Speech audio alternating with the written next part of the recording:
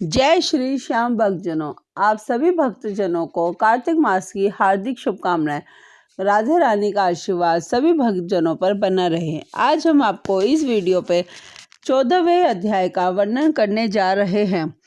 13वें अध्याय तक की कथाओं को भक्ति भावपूर्वक सुनने के बाद महाराज पृथु ने नारद जी से निवेदन किया, हे देवर्षि, आप सर्वज्ञाता है और मैं अज्ञानी। अब आप कृपया करके संतान वृद्धि तथा सुख संपत्ति देने वाली महाविद्या, महामाया, महामेघा, महास्मृति, महामोहा, महादेवी, महाईश्वरी तथा सर्वईश्वरी ओहि देवी की उत्पत्ति तथा इसका व्रत कब और कैसे किया जाता है, इस बारे में हमें विस्तार पूर्वक बतलाइए।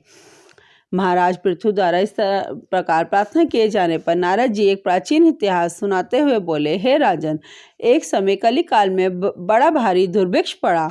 भीषण अकाल और महामारी फैलने से अनेक व्यक्तियों की अकाल मृत्यु हुई। तब सब लोग इस विपत्ति से छुटकारा पाने का उपाय सोचने लगे। अंत में निश्चय करके कार्तिक कृष्ण सप्तमी को सबने व्रत रखा। व्रत के प्रभाव से सायंकाल चामुंडा देवी हाथ में नर मुंड लिए प्रकट होने लगी और कहने लगी, मैं रुद्र सहित विहार करने के लिए यहाँ आई हूँ, परंतु समस्त संसार में पाप छाया हुआ है। ब्राह्मण, वेदहीन, क्षत्रिय, समर्थहीन तथा वैश्य और शूद्र धर्महीन हो गए हैं। स्त्रियों ने पतिव्रत धर्म छोड़ दिया, इसलिए सभी लोगों को अहोई का व्रत करना चाहिए। कार्तिक कृष्ण सप्तमी तथा अष्टमी को केवल रोगियों को छोड़कर शेष सभी स्त्री पुरुष सारे दिन भोजन न करके सायकाल अहोई देवी का पूजन करें। अहोई देवी मेरा ही नाम है, अंत सभी व्यक्ति अहोई पूजन को मेरा ही पूजन मानकर भक्ति भाव से करें। अहोई अष्टमी पूजन का विधान बताते हुए चामुंडा देवी ने कहा, सभी व्यक्ति अपने घरों में गोबर को और मिट्टी से लीपकर साफ करें। फिर काला, पीला, हरा तथा लाल इन 4 रंगों के द्वार से मेरी मूर्ति बनाए और स्वादिष्ट पकवान बनवाकर मेरी पूजा करें। जब चामुंडा देवी यह कह रही थी, तभी एक धीवर की स्त्री बोली, हे माता, हम नीच लोगों का कर्तव्य भी बतलाए हैं। तब देवी ने कहा, तुम लोग भी मेरे भक्त हो, सो सब लोग मेरा पूजन करके तुम्हारी संतानों को भी पूजेंगे। उनकी पूजा सफल होगी। मेरी पूजा के बाद कुम्हारिन तथा मालिन की भी पूजा होगी। इतना कहकर देवी अंतर्ध्यान हो गई। सभी व्यक्तियों ने चामुंडा देवी के कथनानुसार व्रत और पूजन किया तो उनके सबके कष्ट संकट दूर हो गए और सारा संसार सुखपूर्वक रहने लगा।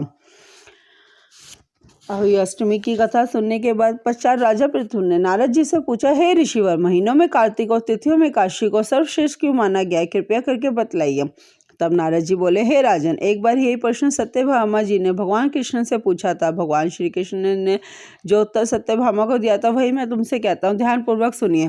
एक समय सत्यभामा जी ने श्री कृष्ण जी से पूछा, हे प्राणनाथ, जब सभी मास और तिथियां बराबर है तब कार्तिक मास और एकादशी तिथि को क्यों सर्वोत्तम मानी गई है। तब श्री कृष्ण जी बोले, हे प्रिय, शंख नामक एक दैत्य समुद्र का पुत्र था। वह दैत्य इतना बलवान था कि उसने इंद्रादि देवताओं को स्वर्ग से निकालकर उनका स्थान सवे ले लिया था। सब देवता उसके भयभीत होकर अपने बाल बच्चों सहित पर्वतों की करुंद्राओं में चले गए। जब वह दैत्य सोचने लगा कि मैंने देवताओं का स्थान तो ले लिया, लेकिन वे जीते नहीं हैं, ऐसा प्रतीत होता है कि देवता वेद मंत्रों से बलशाली आते हैं, मुझे मंत्रों से वेदों का हरण कर लेना चाहिए।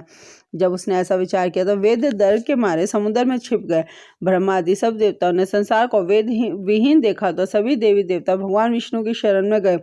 शेष सैया पर भगवान को निद्रा मगन देखकर सभी देवताओं ने जगाने के लिए स्तुतियां, भजन, कीर्तनों, गायन, वादन आदि करने लगे। भगवान विष्णु के जाग जाने पर सभी देवताओं ने आवाहन, आसन, पाग, अर्ध, आचमन, स्नान, व्रत, यज्ञोपवीत, चंदन, पुष्प, धूप, दीप, नैवेद्य, तांबूल, पान, प्रदक्षिणा तथा नमस्कार द्वारा भगवान विष्णु का षोडशोपचार पूजन किया। तब विष्णु भगवान प्रसन्न होकर देवताओं से कहने लगे, हे देवताओं, मैं तुमसे प्रसन्न हूँ, अतः शंख आदि दैत्यों को मारकर मैं 4 वेदों को शीघ्र ही ले आऊंगा। परंतु आज से वेद बीज मंत्रों से कार्तिक मास में जल में निवास करेंगे। अतएव कार्तिक के महीने में जो कोई जल में स्नान करेगा उसको यज्ञ करने के समान फल प्राप्त होगा और उसके समस्त विघ्न दूर हो जाएंगे। हे देवताओं, आज काशी के दिन आपने सबने मुझे जगाया, इसलिए सब तिथियों में काशी की मान्यता अधिक होगी। वस्तु तो कार्तिक तथा काशी का व्रत मुझे अत्यंत प्रिय है। आगे की कथा सुनाते हुए नारद जी ने कहा, हे राजन, इतना क्या कर भगवान मछली का रूप धारण करके विंध्याचल में निवास कर रहे महर्षि कश्यप जी की अंजलि में आ गए।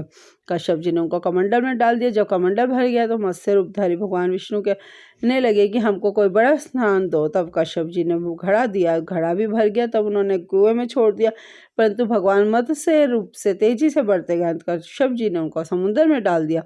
भगवान ने एक अत्यंत विशाल मछली का रूप धारण करके दैत्यराज शंखासुर को मार दिया।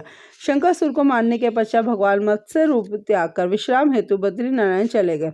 बद्रीनारायण में भगवान ने देवताओं से कहा, हमने शंखासुर को मार दिया, अतएव ऋषि और मुनि जाकर समुद्र के अंदर से वेदों को ढूंढ लाए। तब तक देवता सहित प्रयाग में मेरा निवास रहेगा। जब ऋषियों ने अपने तपोबल द्वारा समुद्र में से वेदों के 6 अंग छंद, व्याकरण, कोश, वैदक, ज्योतिषी तथा स्मृति को ढूंढ निकाला। जिस वेद का जो भाग ऋषि को मिला तब से वह भाग उसी ऋषि का माना जाता है। इसके बाद समस्त ऋषि ब्रह्मादि देवताओं से प्रयाग आए और उन्होंने वहां पर अश्वमेध यज्ञ किया। इसलिए प्रयाग को तीर्थों का राजा कहा जाता है। प्रयागराज में स्नान, दान तथा यज्ञादि करने वाले के जन्म जन्मांतर के पाप समूल नष्ट हो जाते हैं और वे मोक्ष के अधिकारी बन जाते हैं। इसमें तनिक भी संदेह नहीं।